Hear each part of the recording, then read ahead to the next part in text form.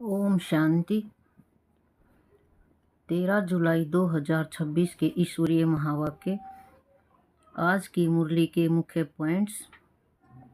बाबा ने कहा, मोह जाल से बुद्धि को निकाल एक मुझे याद करना करो। मन मनाभव का मंत्र सदा याद रखो तो तुम नई दुनिया में ऊंच पद पाएंगे। मन मनाभव का अर्थ ही है मुझे याद करो और विष्णु चतुर्भुज को अर्थात विष्णुपुरी को याद करो। एक दो को दुख देना कांटा लगाना है। तुम्हारे ऊपर ज्ञान की वर्षा हो रही है जिससे फिर कांटों का जंगल फूलों का बगीचा बन जाएगा। बाप कहते हैं, ट्रस्टी होकर रहो, भल महल में रहो, घूमो फिरो मौज बनाओ, सिर्फ मुझे याद करो तो तुम बहुत खुशी में रहेंगे। बाबा कहते हैं, तन मन धन सब समर्पण कर ट्रस्टी होकर रहना है। लास्ट में बाबा ने कहा, बेहद के वैरागी वही बन सकते जो बाप को ही अपना संसार समझते हैं। बेहद के वैरागी बनना ही है।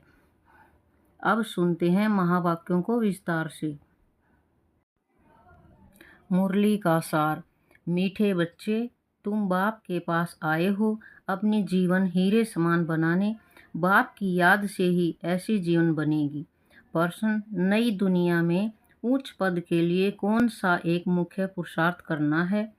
उत्तर, बाबा कहते, मीठे बच्चे, जिन पुराने संबंधियों ने इतना दुखी किया, अब उनके मोह जाल से बुद्धि को निकाल एक मुझे याद करो। उनके साथ रहते भी मन को मेरे में लगाओ। मन मनाभव का मंत्र सदा याद रखो तो तुम नई दुनिया में उच्च पद पाएंगे। गीत, तूने रात गवाई। ओम शांति। जैसे बच्चों को सभी शास्त्रों का सार समझाते हैं, वैसे इन गीतों का भी सार तुमको समझाते हैं। वही सबका रूहानी बाप रूहानी बच्चों को ब्रह्मा तन से बैठ समझा रहे हैं। बाप समझाते हैं, हे बच्चों, तुम जानते हो हमारा हीरे जैसा जन्म बन रहा है। बाप के पास आते ही वो हीरे जैसा जन्म बनाने। हीरे जैसा जन्म कहा जाता है स्वर्गवासियों का, कोड़ी जैसा जन्म है नरकवासियों का। तुम संगम युग को भी जान चुके हो, हम अभी संगम युगवासी हैं। यह संगम युग सबके लिए कल्याणकारी है। इस संगम युग में ही सर्व की गति सदगति होती है। कौन करते हैं? परम धाम से आने वाला मुसाफिर, वह मुसाफिर है ना। तुम मुसाफिर नहीं हो, तुम आकर जाते नहीं हो। बाप कहते हैं, मैं पुरानी दुनिया में आकर फिर लौट जाता हूँ। बच्चे जानते हैं, यह सेवा करने वाला सिर्फ एक मुसाफिर है जो आकर हम बच्चों की बड़ी सेवा करते हैं। ऐसी सेवा और कोई कर न सके। सेवा के लिए ही पुकारते हैं कि आकर हम पतितों की सेवा करो। बाप भी कहते हैं, हम बच्चों की सेवा में आए हैं क्योंकि बच्चे बहुत दुखी हैं। पुकारते भी हैं, हमारे दुख हरो और शांति दो। दो चीज़ हमेशा याद रहती हैं, सुख और शांति। यहाँ दुख और अशांति है तब पुकारते हैं। बाप ही आकर सारा राज सृष्टि चक्र का बच्चों को समझाते हैं। बच्चे समझते हैं। अब भक्ति मार्ग खत्म होता है। कलयुग का अंत माना भक्ति नीचे उतरती आती है। ज्ञान से तुम्हारी चढ़ती कला हो जाती है। तुम ऊंच से ऊंच पद पा लेते हो, फिर वह प्रारब्ध का सुख कम हो जाता है। भक्ति तो भारत में जितनी होती है उतनी और कहाँ नहीं। आधा कल्प भक्ति चलती है। जब से द्वापर शुरू होता है और दूसरे धर्म स्थापन होना शुरू होते हैं, तब से भक्ति शुरू होती है। भक्ति भी पहले बहुत अच्छी होती है, जैसे स्वर्ग पहले बहुत अच्छा होता है, फिर आहिस्ते आहिस्ते कला कम होती जाती है। भक्ति शुरू होती है तो पहले पहले शिव के पुजारी बनते हैं। आधा कल्प कोई पूजा होती नहीं है। फिर भक्ति मार्ग शुरू होता है और दूसरे धर्म भी शुरू होते हैं। इतनी भक्ति और कोई कर नहीं सकते। पूरा आधा कल्प भक्ति चलती है। यह भी तुम बच्चे जानते हो कि बाप जो सबको खास भारत को सदगति देते हैं, स्वर्ग का मालिक बनाते हैं, वही दूर देश का मुसाफिर आया हुआ है हम बच्चों को फिर से स्वर्ग की बादशाही देने। वर्षा भी कितना जबरदस्त है, परंतु एक भी बात किसकी बुद्धि में नहीं बैठती। भारत में भक्ति कितनी करते हैं, कितने मंदिर हैं। भारत खंड में तो ढेर मंदिर हैं। अभी तुम जानते हो यह किसके मंदिर हैं? पहले पहले तो शिव बाबा का मंदिर बनता है, फिर बनते हैं देवताओं के। वह मंदिर भी तुम्हारे सामने खड़े हैं। एक तरफ शिव बाबा की पूजा करते रहते हैं, दूसरी तरफ शिव बाबा तुमको पूज्य बना रहे हैं। तुम यहाँ आए हो पूज्य देवता बनने। जो भी देवताओं के पुजारी हैं, वास्तव में वह भी आकर यहाँ ब्राह्मण बनेंगे। धीरे धीरे वृद्धि होती जाएगी। सभी इकट्ठे तो पढ़ न सकें, समय लगता है। कल्प पहले भी जिन्होंने पढ़ा होगा वही फिर पढ़ेंगे। एक दो को पढ़ाते रहना है। सबको बाप और सृष्टि के आदि मध्य अंत का नॉलेज सुनाते हैं, जिससे मनुष्य स्वर्ग का मालिक बन सकते हैं। सो आकर समझो। तुम बच्चों की बुद्धि में है कि वह नाटक कैसे चक्कर चलाता है। कहानी कोई लाखों वर्ष की तो नहीं सुना सकते। तुम जानते हो 5,000 वर्ष पहले क्या था, किसका राज्य था? भारत में हम पूज्य देवी देवताओं का राज्य था। याद आया ना, हम पूज्य पूज्य थे, फिर पुजारी बने। आगे यह पता नहीं था। हम 100 पूज्य देवता थे, फिर हमने 84 जन्म लिए। 84 जन्मों की कहानी लक्ष्मी नारायण की है। तुम अपने 84 जन्मों की कहानी सुनाते हो, उनको तो अपनी कहानी बैठ लिखने में बहुत समय लगता है। तुम 1 मिनट में 84 जन्मों की कहानी बता सकते हो, वह तो 1 जन्म की कहानी लिखते हैं। छोटेपन में क्या क्या किया, यह भी अपनी कहानी बताते हैं। हम 84 का चक्कर कैसे लगाते हैं, एक की तो बात नहीं, बहुत ब्राह्मण हैं। तुम ही इस चक्कर को जानते हो। इस चक्कर को जानने से तुम राजा रानी बनते हो और फिर औरों को बनाते भी हो। भक्ति भी भारतवासियों जैसी कोई नहीं करते हैं। और जो भी मठ पंथ धर्म आदि हैं, वह हमारे भक्ति के समय स्थापन होते हैं। पहले पहले हमारा कितना छोटा फूलों का झाड़ था, रूहानी गार्डन था। तुम चैतन्य फूल थे, इनको कहा जाता फूलों का बगीचा। फिर वही कांटों का बगीचा होता जाता है। इस समय सब कांटे बन गए हैं, फिर कांटों से फूल कैसे बनना है, सो बाप ऐड समझाते हैं। एक दो को दुख देना कांटा लगाना है। Student life is the best कहा जाता है, वह बहुत अच्छी होती है। बच्चे बच्चियां बड़ी खुशी में पढ़ते रहते हैं। शादी की और एक दो को कांटा लगाना शुरू किया। सतयुग में कोई कांटा नहीं लगाते। अभी तुम फिर फूल बनते हो। तुम जानते हो भारत स्वर्ग था तो कितने अपार सुखी थे। सोने की खानियां थी, अभी वह खाली हो गई है। फिर तुमको सोना भरपूर मिलेगा। भारत में ही सोने हीरे जवाहरात की खानियां थी। उस समय अमेरिका आदि कुछ भी नहीं होता, बॉम्बे भी नहीं होती। वंडर है ना। कलयुग के अंत में कुछ भी सोना देखने में नहीं आता। फिर सतयुग आदि में इतनी सोने की खानियां बरतू हो जाती हैं, सोने के महल बन जाते हैं। वंडर है ना। वहाँ खानियों से कितना ढेर सोना निकालते हैं। जैसे यहाँ मिट्टी की ईंटें बनती हैं, वैसे वहाँ सोने की ईंटें बनती हैं।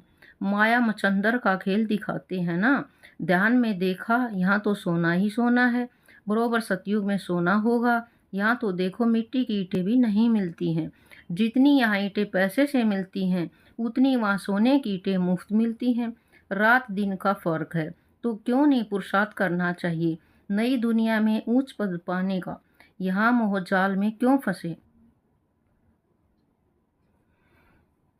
बाप कहते हैं, पुराने संबंधों में तुम कितना दुख उठाते हो। बाबा ऐसा ऐसे नहीं कहती कि इनको छोड़ दो। सिर्फ बुद्धि योग एक बाप से लगाओ तो तुम ऋषभ के मालिक बन जाएंगे। मन मनाभव का अर्थ ही है मुझे याद करो और विष्णु चतुर्भुज को अर्थात विष्णुपुरी को याद करो। मूल है कि एक अक्षर। भक्ति मार्ग में तो ढेर पंचायत है। अभी तुम सब आत्माएं आशिक हो एक मासूक परम पिता परमात्मा के। वह तुमको सुख धाम का मालिक बनाते हैं। सब आत्माएं उनको याद करते हैं। तुम रूहानी आशिक रूहानी मासूक के एक ही बार बनते हो। बाकी तो सब मनुष्य हैं जिस्मानी आशिक मासूक। अभी बेहद के आशिकों को बेहद का मासूक आकर मिला है। उनको कहते भी हैं, आओ आकर हमको पतित से पावन बनाओ। एक को ही पुकारते हैं। तुम जानते हो हमारी आत्मा पतित बनी है, इसलिए पुकारते हैं, पतित पावन आओ। कुंभ का मेला लगता है, कितने जाकर गंगा स्नान करते हैं, फायदा कुछ भी नहीं, पावन कोई भी बनता नहीं। अभी बाप आकर ज्ञान वर्षा करते हैं। तुम्हारे ऊपर ज्ञान की वर्षा हो रही है, जिससे फिर कांटों का जंगल फूलों का बगीचा बन जाएगा। तुम जानते हो, हमारा जब राज्य होगा तो वहाँ कोई पतित होगा ही नहीं। सारे विश्व पर ज्ञान की वर्षा हो जाती है, सब कुछ हरा भरा हो जाता है, खानियाँ भी हीरे जवाहरों की नई बन जाती हैं। अब तुम बच्चों को कितना खुशी में रहना चाहिए। सन्मुख देखते हो, बेहद का बाप बैठ समझाते हैं कि तुम मुझे याद करो तो तुम्हारे भी कर्म विनाश होंगे। तुम कहाँ भी बैठे हो स्नान करो, बुद्धि में बाप की याद रहे। वहाँ तो याद करने की फुर्सत है। बाप को जितना याद करेंगे उतनी कमाई है, याद से ही कमाई है। ऐसा कभी सुना कि याद से कमाई होती है? कितनी बड़ी कमाई है, तुम विष्णुपुरी के मालिक बन जाएंगे। तुम जानते हो, हम आत्माओं का बाप निराकार है, उसने इस शरीर का आधार लिया है। भागीरथ का भी वर्णन है ना, भाग्यशाली रथ, जिस रथ पर परम पिता की परम आत्मा सवार होती है। आत्मा का रथ जब तैयार होता है तो झट आत्मा आकर प्रवेश करती है। बाप को तो इस रथ में आकर सिर्फ नॉलेज देनी है। इनके भी बहुत जन्मों के अंत के जन्म में जब वानप्रस्थ अवस्था होती है, तब बाप कहते हैं, मैं आकर इनमें प्रवेश करता हूँ अथवा इस रथ में विराजमान होता हूँ। बाकी कोई घोड़े गाड़ी के रथ की बात नहीं है। अभी तुमको यह ज्ञान मिला है। बाप बैठ सम्मुख तुम बच्चों को समझाते हैं। तुमको तो बहुत खुशी होनी चाहिए। आईएएस का इम्तिहान पढ़ते हैं तो बड़ा नशा रहता है। वह होता सबसे ऊंच इम्तिहान। तुम्हारी भी यह पढ़ाई है। यह भगवान की पाठशाला है। अब प्रश्न उठता है, भगवान कौन? क्या श्री कृष्ण का शिव बाबा? सबका भगवान कौन है? सिवा एक निराकार के। सब तो श्री कृष्ण को मानेंगे नहीं। सभी आत्माओं का बाप वह निराकार परम पिता परमात्मा है। वह सदैव परम धाम में रहते हैं, एक ही बार आते हैं बच्चों को स्वर्ग का मालिक बनाने। तुम जानते हो, वही बाबा कल्प कल्प आकर हमको रंग से राव बनाते हैं। भारत अब रंग है ना, फिर दूसरे जन्म में क्या बनना है? तुमको अब सब साक्षात्कार हुए हैं, विनाश का भी साक्षात्कार किया है, स्थापना का भी किया है। भगवान वास में तुमको राजाओं का राजा बनाता हूँ। बहुत दान पुण्य करने से कोई को अल्पकाल का सुख मिलता है।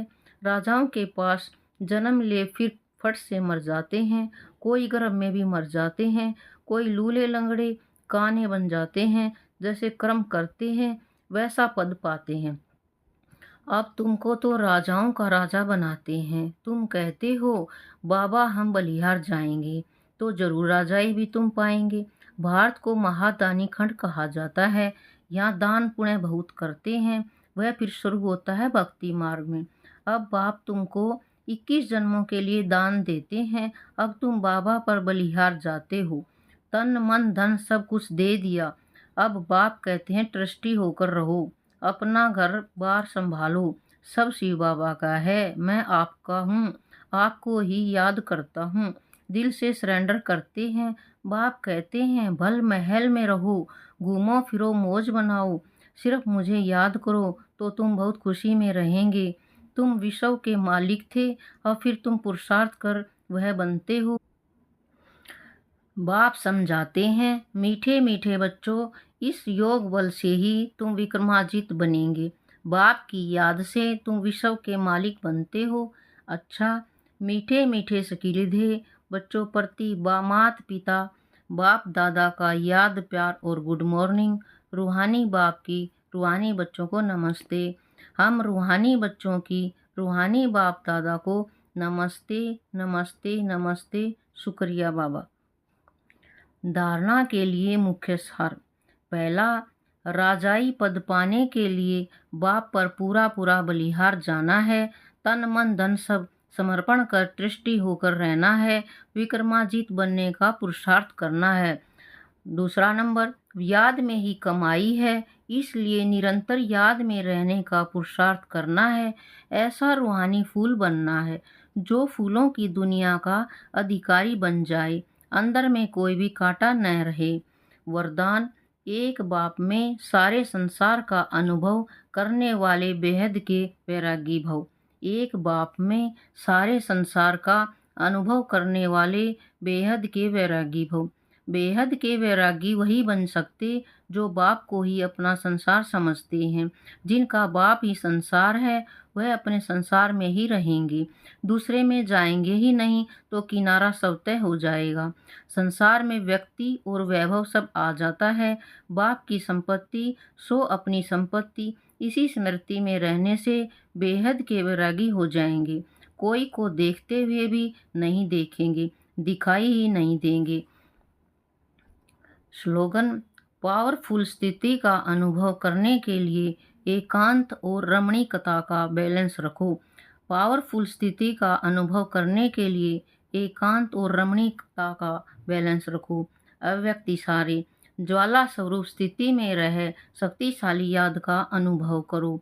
जैसे किला बांधा जाता है, जिसे प्रजा किले के अंदर सेफ रहे। एक राजा के लिए कोठरी नहीं बनाते, किला बनाते हैं। आप सभी भी स्वयं के लिए, साथियों के लिए, अन्य आत्माओं के लिए ज्वाला रूप याद का किला बांधो। याद के शक्ति की ज्वाला हो तो हर आत्मा सेफ्टी का अनुभव करेगी। ओम शांति। सभी भाई बहनें इस चैनल को सब्सक्राइब जरूर करें।